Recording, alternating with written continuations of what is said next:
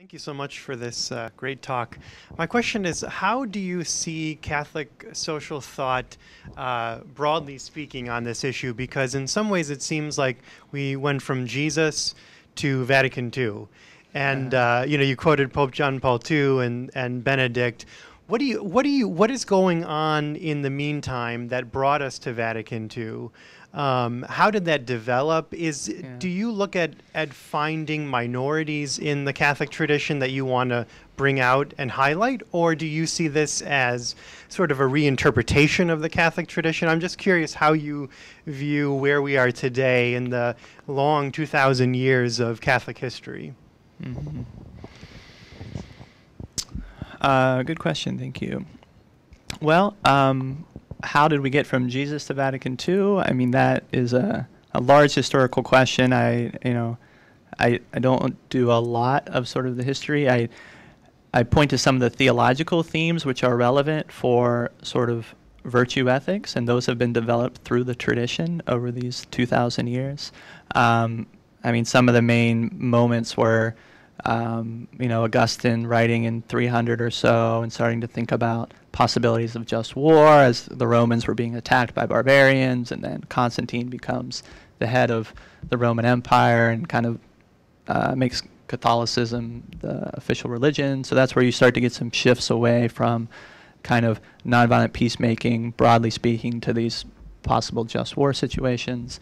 You have all sorts of schisms that occur in the church sort of in the next 1,000 years or so, right? And some have related that to sort of how our teaching got to where it is today. Then you have Aquinas also sort of developing some of the just war criteria. But he does it in a section where he says, when is war not a sin?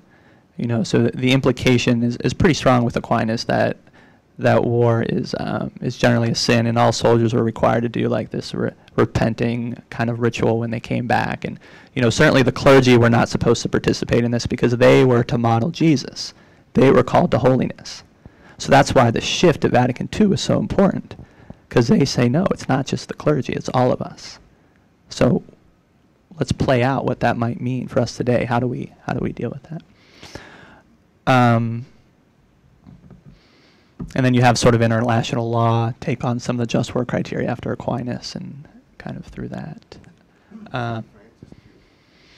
St. Francis was a key actor. Yeah, he went and hung out with some of the Muslims during the Crusades, trying to do some peacemaking and caring for the poor and stuff. So there's all these different traditions, and there's teaching, but there's practices too. So working with some of the practices which have developed from Martin Luther King and Dorothy Day and San Egidio, and that interacts with teaching, throughout time. So I think the interaction now has gotten us to the place where, ever since Vatican II, there's been increasing questions about just war theory.